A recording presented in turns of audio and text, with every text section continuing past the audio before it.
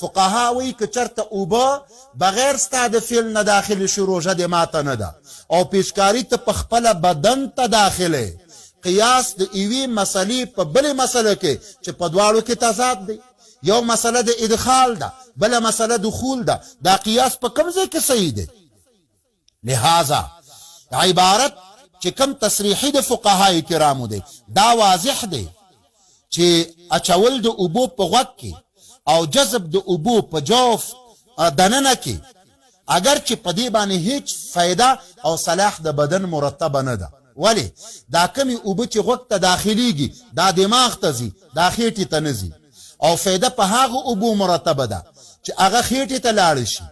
او دوا کې منفعت دی د بل تفاوت دی شپږ عبارت مو د فقهای کرامو پیش کو چې دوا ملحقه ده تر غذا پورې په دوا کې هم صلاح د بدن ده او په غذا کې هم صلاح د بدن ده او هر چې ادخال او دخول د اوبو دی په دې کې صلاح د بدن نشته ده لیکن سره د دې نه فقهای کرام وایي چې دا ادخال مفتر د پاره د صوم دی نو دا کم قیاس چې دی فقهاو معاصرو کړی دی او دی را نقل کړي دي لہذا دا قیاس مع الفارق دی دا قیاس قابل استدلال نه دی روژه همه موضوع ده د خلکو عباداتو پورې ملنډې وهل او د خلکو عبادات مورد د تمسخر جوړول او خلاف د احکام د دین نه فتوا ورکول دا عظیم جرأت دی دارنګه دویم نمبر استدلال دا دی دویم نمبر قیاس دا دی چې دا کم مواد تزریقی یعنی پیشکاری ده که امپول ده دا د مخارج اصلیونه او معتاد داخل د مغز معدې ته نه ورځي نو په دې اساس باندې دا مبتل د پار د روژې نه دي څه معنا دوی دا وایي چې دوه قسمه منافذ دي په بدن د انسان کې یو ته منافذ عادیه ویلی شي لکه خوله شوه او دارنګې پوزه شوه وغیره لاندې منافذ شو که په دې باندې یو شی بدن ته داخل شو دا سبب د ابطال د روژې دی او که چرته داسې وشو چې منافذ غیر عادیو لکه مسامات ورته وایي په دې باندې یو شی داخل شو بدن ته نو دا مبتل د پار د روزې نه دی دا خبره او دا قیاس چې کوم دی دا قابل د تبصرې دی اوس راشي که چرته دا امپول پیشکاری سیروم دا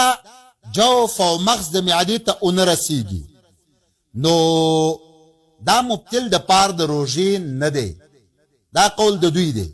دا یو داسې تعبیر دی او داسې یو تحلیل دی چې دا مخالف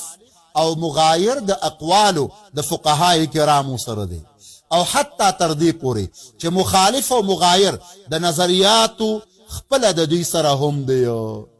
اوس راشه من باید اولا دا خبره وکړو چې یو شی وخوړلی شي او یا وڅکلی شي په توسط د منافذو عادیو باندې نو لہذا دا رسی باطن تا خدا خبره چې دوی کوي چې په منافذو غیر عادیو باندې داخل شي بدن ته دا نرسی جوف ته او معدې ته نو دا خبر باطله ده ولی باطله ده ځکه نن سبا طب دا ثابته کړې ده چې یو انسان کم اشیاء چې د غیر منافذ عادیونه داخلیږي بدن ته د دې منفعت دا ورزي باطن ته او حتی په بل طرف کې استدلال وکړو یو شی د مساماتو نه داخل شو او پای کې منفعت د پار د بدن نو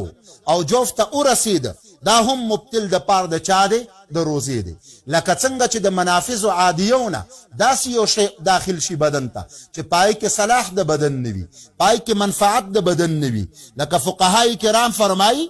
علامه تحتاوی رحمت الله علیه دارنګ صاحب د ایضاح وی لو دخل دخانا متعمدا الى جوفه بفعله وجب القضاء والكفاره او بیا رسته څوای صاحب د ایضاح وی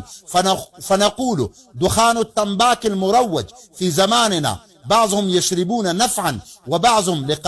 قضاء لحاجة البطن وشهوتها لزمها به الكفارة لأنه التبع يميل إليه وتنقضي به شهوة البطن. استاسو راشي په دود کې منفعت د پار د بدن کم دی خدا خود اغراض او خواهشات او نفسانیو د پار دي سره د دینه دا موجب د پار د ماتېدو د روژې هم دی او د پار د قضا د روژې او د کفارې هم دی.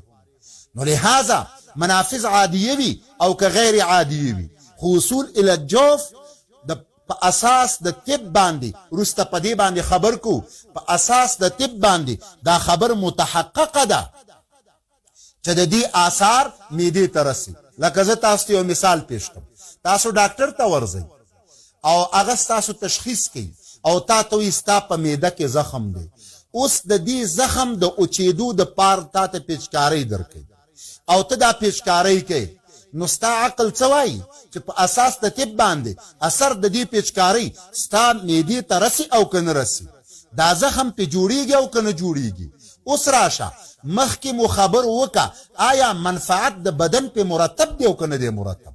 نو ته که عاقل خبر بدا کې چې و منفعت د بدن پې مرتب دی. چې کله منفعت د بدن پې مرتب شو نو دا مفتر د پاره د صوم شو. په دې مشپک حواله جات د فقهاو پیش کړي چې په کم یو شي کې منفعت د بدن وي دا مفتر د پاره د صوم دی، لہذا پیچکارۍ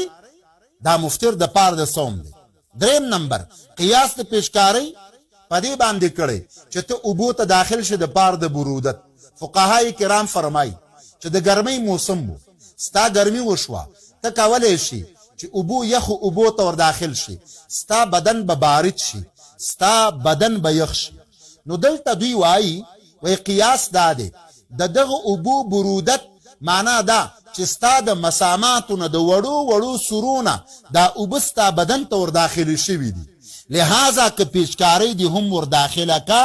نو روژه نه ماتېږي. لکه څنګه چې د اوبو برودت دا مبتل د پار د صوم نه دی، دارنګې دخول د پیچکارۍ او کول د پیچکارۍ دا مبتل د پار صوم نه دی. دا قیاس دی، خو دا قیاس امام ابو حنیفه نه دی کړی،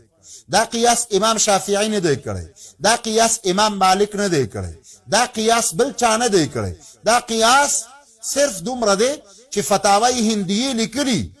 چې په برودت باندې روژه نه ماتېږي. فتاوی حقانی وغیره دا عبارت را نقل کړی دی، دوی دا خبره کړي چې په پیچکارۍ روژه نه ماتېږي. حتی فتاوی هندیه کې هم دا نشته چې په پیچکارۍ روژه نه ماتېږي. فتاوی شامی کې هم دا نشته چې دا عبارت پکې شته